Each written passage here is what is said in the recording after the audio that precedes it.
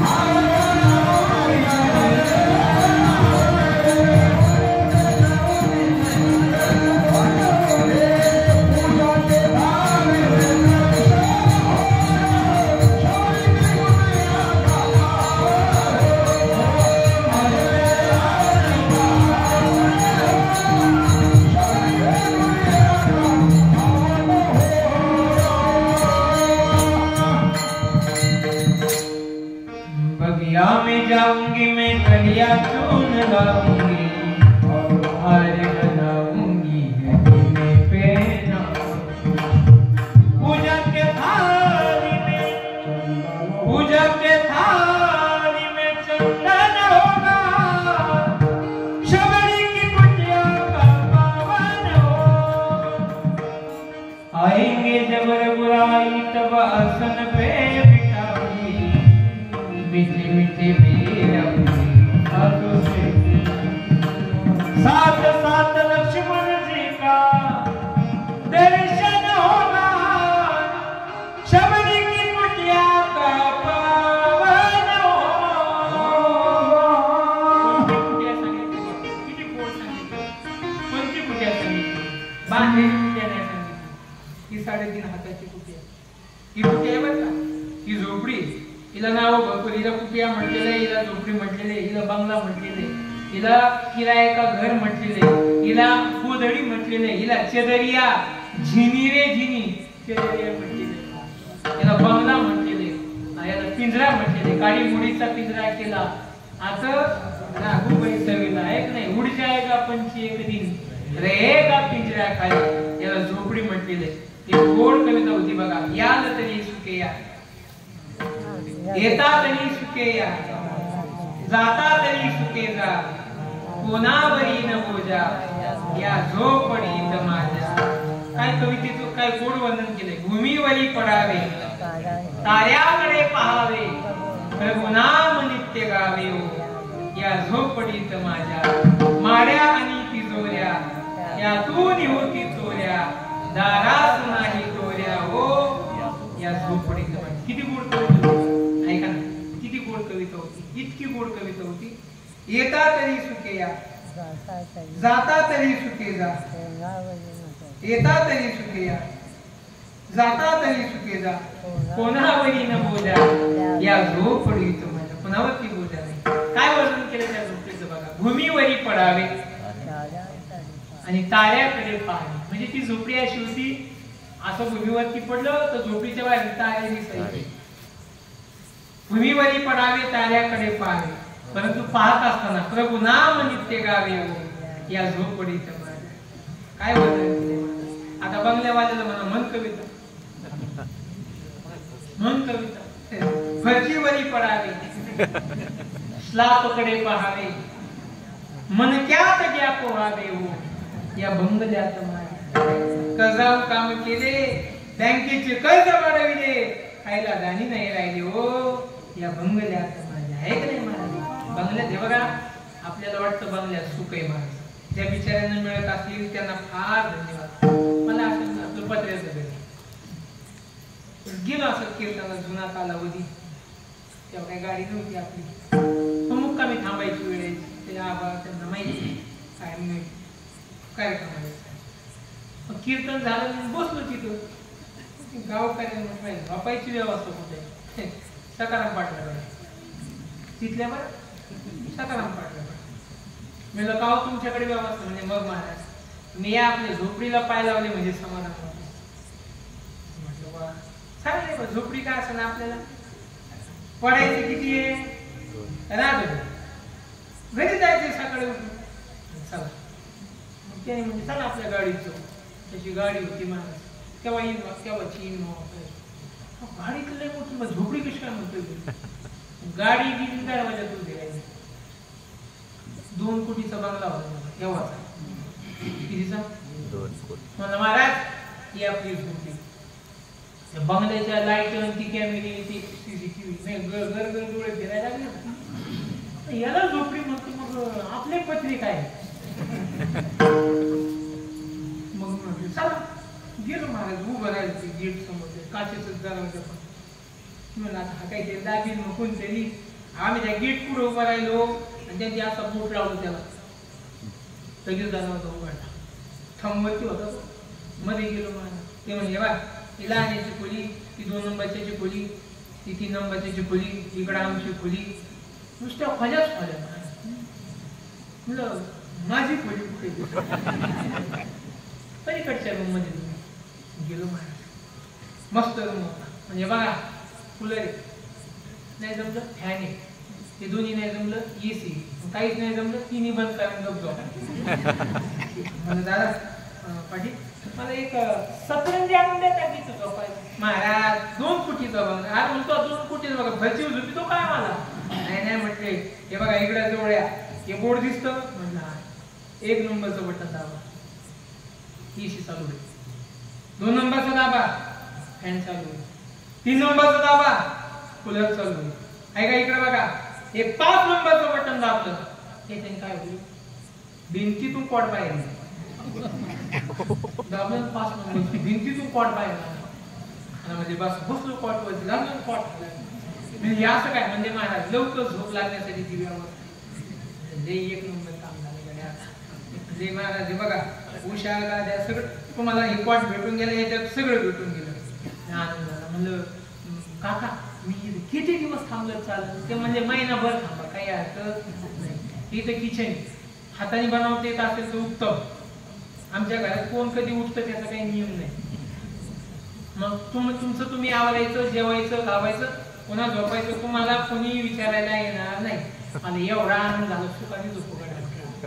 Mobile बंद करतो तेव्हा काही लग्न झाले नव्हतं काय कोणाचं काही घेऊ आणतो झोपायचं सारखा 2-3 दिवसाचे कॅन्सल ते कॅन्सल एवढ्या भारी बांगला निघायचंच नाही बांगल्याच्या बाहेर.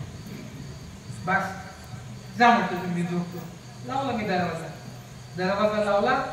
एसीचं बटन चालू केलं.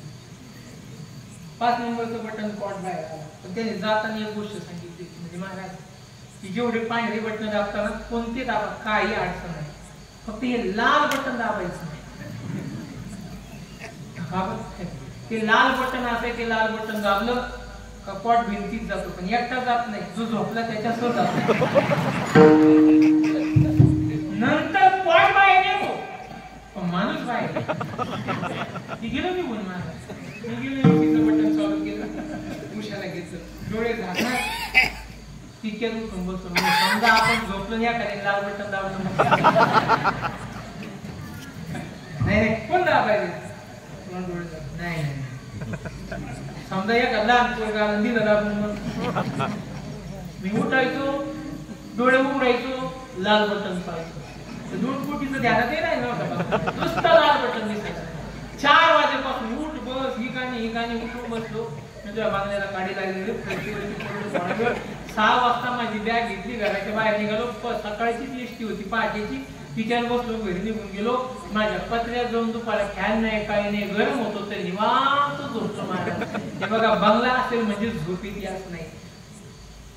त्या तुकडोजी महाराजांच्या झोपडीत देखील पवित्र झोप होती. त्या शबरीने सांगावं ही माझी कुटिया पावन होईल, ही 3.5 हाताची कुटिया पावन होईल. हे भाग्य उदयाला आलं. जगाचा मालक शबरीच्या अंगणात आला आणि अंगणात आलेल्या रामाने आवाज दिला, कुणी आहे का आतमध्ये? आतून शबरीने विचारलं, कोण? मी आहे त्या नरेशाचा राजा दशरथाचा मुलगा राम आलोय. राम शब्द कानावरती पडले. शबरी बाहेर गेली महाराज आणि रामाच्या हाताला धरलं. सहज नाही धरलं बरं का परमेश्वर. देवती ही बळे धरीला सायासे, सायासाने धरलं. भगवान प्रभू रामचंद्राला आतमध्ये आणलं, बसवलंय सिंहासनावरती. देवा मला तुझे पाय धुवायचे. कशाने पूजा करू देवा? कासयाने पूजा करू केशवराजा. अरे आज भाग्य तुमचं, तुम्हाला 1 मिनिटात जल तरी द्या महादेवाच्या पिंडीवरती वाहण्यासाठी पात्र तुमच्याकडे आहे. एवढं दारिद्र्य होतं माझ्या शबरी मातेकडे. देवा तुझे पाय धुवायचे, तुझी पूजा करायची. पण कासयाने पूजा करू केशवराजा. काय केलं? दोन्ही हाताची ओंजळ केली शबरीने. ऐका ना दादा, दोन्ही हाताची ओंजळ केली शबरीने, रामाच्या पायाखाली घातली. देवा पाणी टाकायचं रे, पण टाकू कशाने? दोन्ही डोळ्यातील अश्रूंनी अभिषेक भगवान प्रभू रामचंद्राच्या चरणावरती केला. तीर्थ घेतलं. बाजूला असणारी बोराची जी टोपी होती जोडी पुढे गेली. रामा मी तुझ्यासाठी बोर आणले ना, या बोराचा स्वीकार कर. भगवान प्रभू रामचंद्राने त्या बोराचा स्वीकार केला. ती बोर खाल्ली ना, त्याचीच आवड, त्याचंच प्रतिपादन पहिल्या चरणात.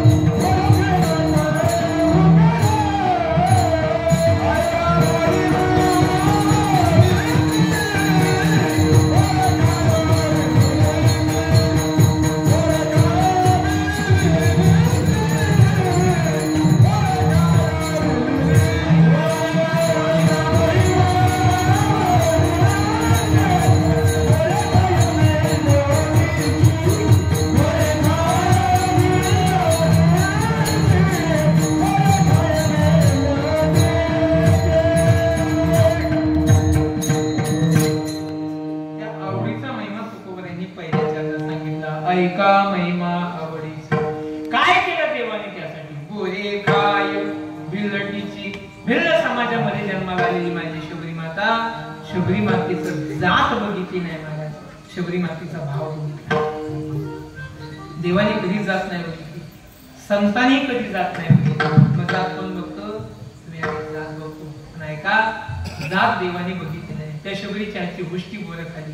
मग खाण्याच्या मागचं कारण काय होतं? कारण काहीच नव्हतं, एकच होतं, थोर प्रेमाचा भुकेला हाची दुष्काळ तयाला. प्रेमासाठी देवाने त्या शबरीच्या हातची बोलत खाली. ती प्रेमाला फार किंमत आहे का? नंतर एका हिंदी वचनामध्ये गोड सांगितलंय बघा, सबसे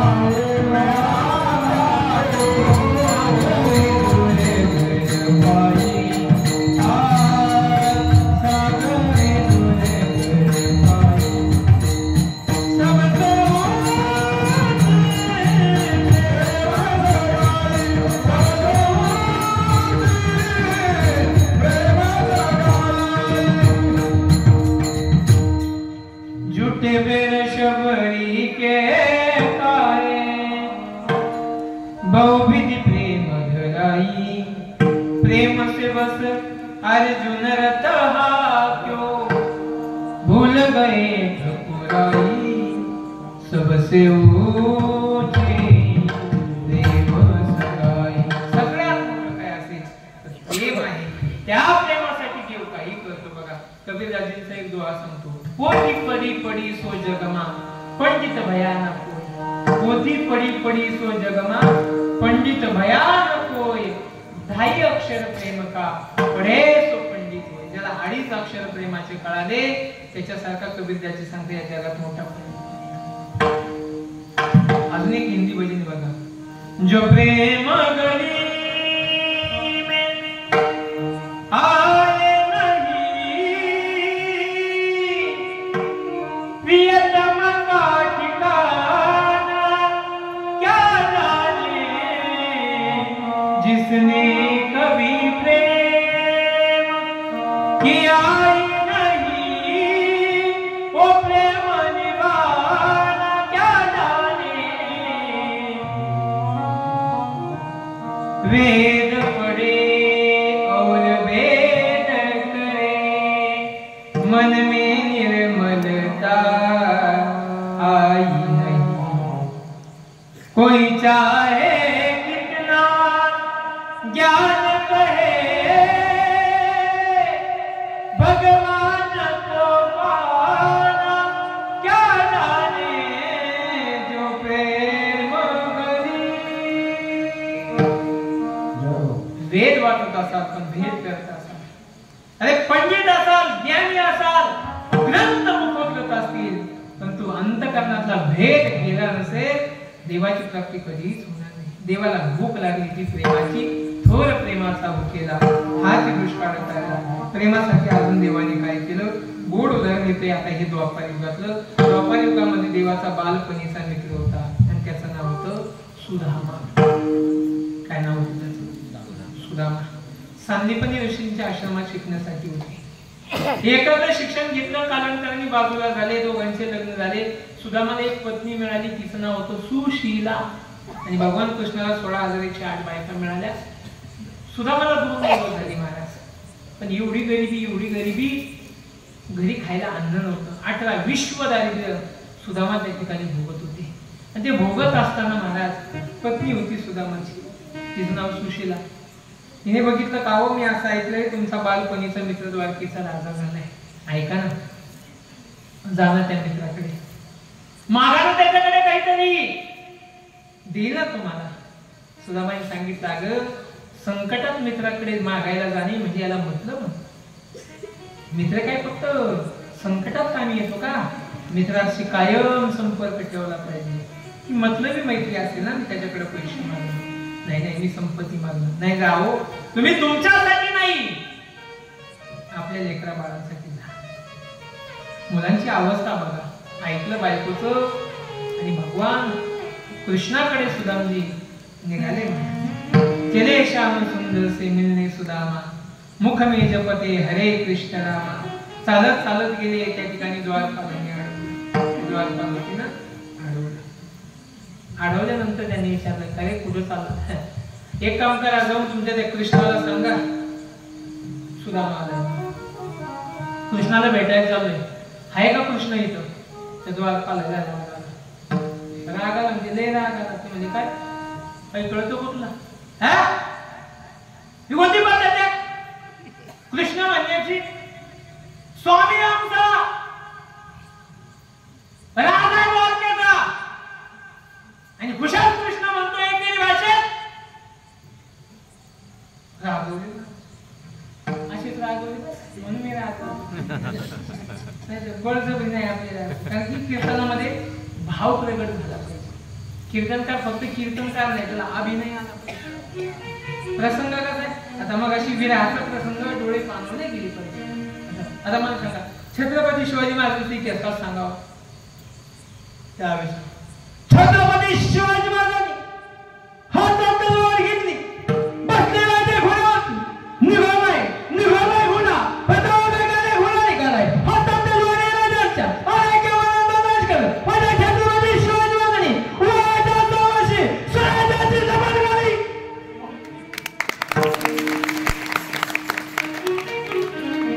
आई साहेब जिजाऊंना सांगितलं, मा साहेब उद्यापर्यंत पोटाला तुमच्या जगाची समर्पित. हातात तलवार होती राजा, छाटले पोट. याचं चरित्र सांगितलं का ते काळजापर्यंत जात नाही. तर इथे छत्रपती शिवाजी महाराजांचा आणि सांगायला म्हणून उभं राहतो बाई, शिवाजी महाराजांनी हातात तलवार घेतली, महाराज घोड्यावर बसले. अशा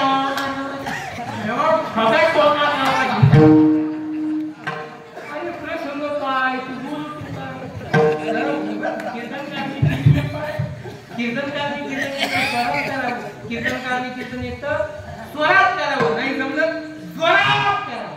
एकच राजा इथे जन्माला शिवनेरी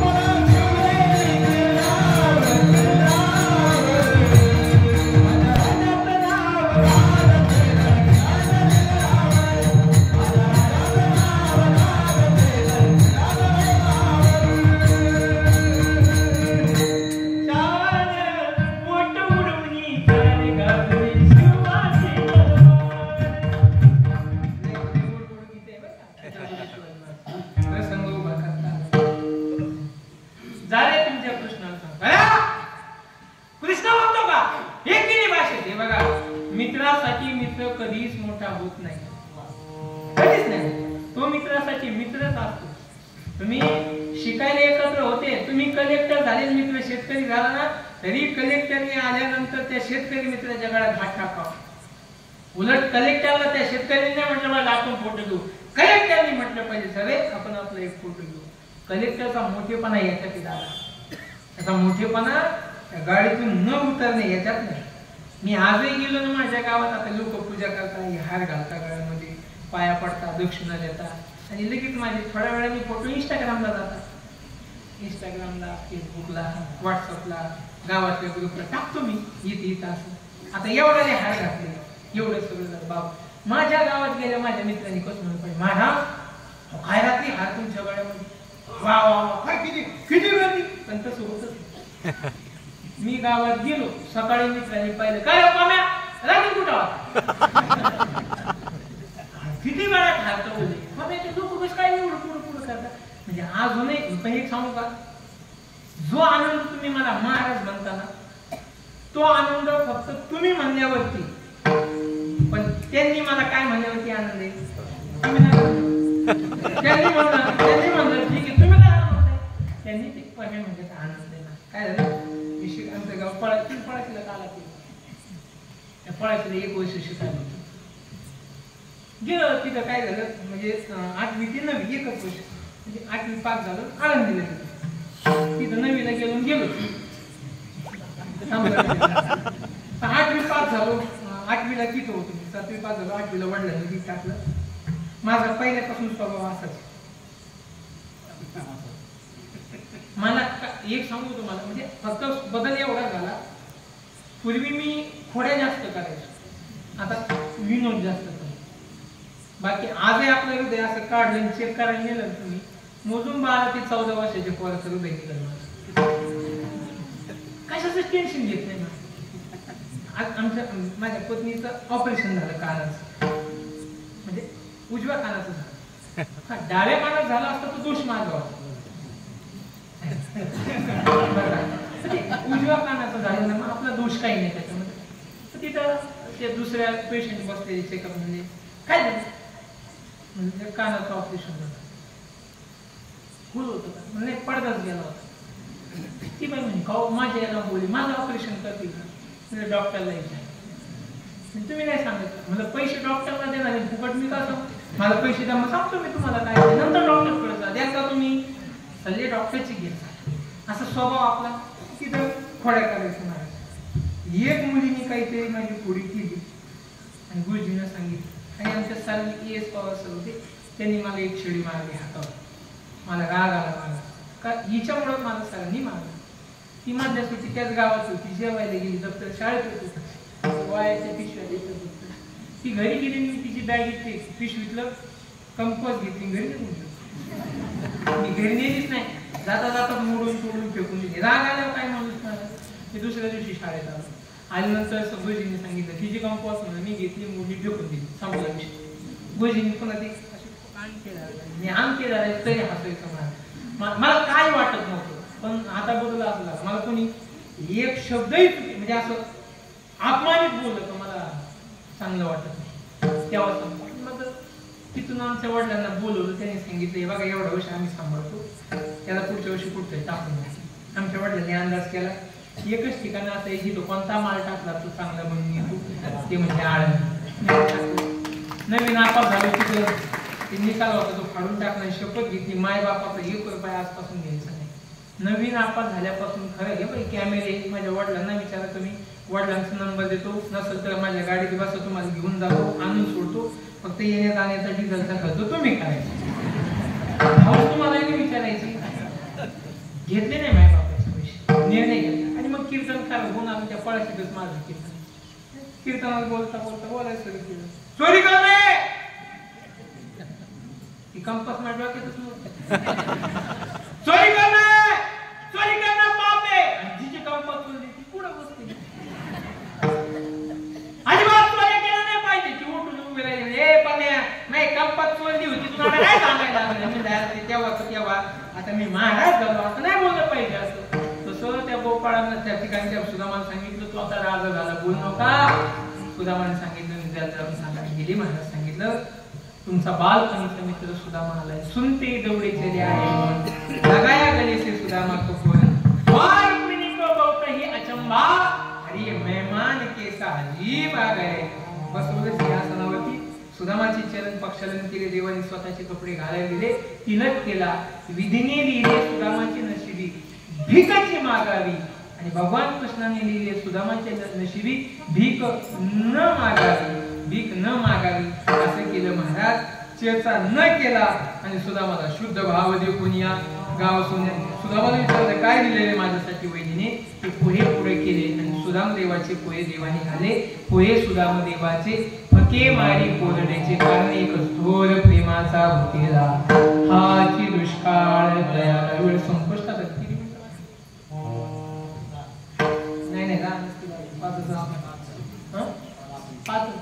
माझं पिपत तेवढं बसेल. मी वेळेत मी आधी बाबांना म्हटलं 8:30 ते 10:30 वेळेत मी 10:30ला संपवतो. ते म्हणजे महाराज कीर्तन जर 9ला सुरू झालं तर आधी कसं काय सोडते. पण मी वेळ एक तर मी माझं कीर्तन उद्या आहे. मी आज आलो तुमचे गुरुवारी उमेश बाबांचं आज होतं.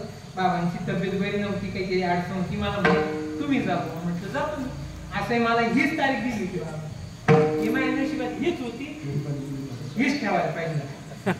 बघा आता हात करावरती सर्वांनी का महिला मंडळ, पुरुष मंडळ, बाया माणसं वैवा सगळ्यांनी सरळ हात वरती करा. ज्यांना हात आहे त्यांनी वरती हात करा. काहीला हात नाही का मध्ये मध्ये दिसतात ते तर हात वरती करा. बघा जर हात वरती नाही केले तर गळून जातील झोपेल. बरं हात वरती का करायची माहिती का?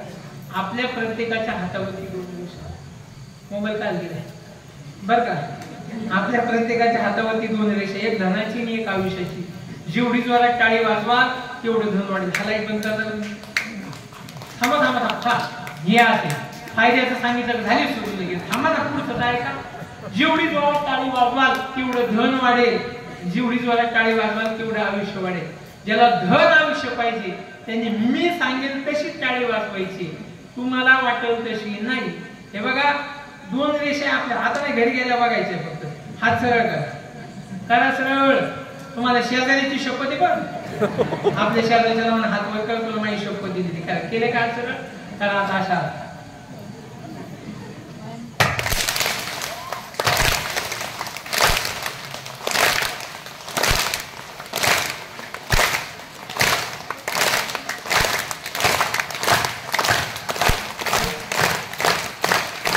प्रभू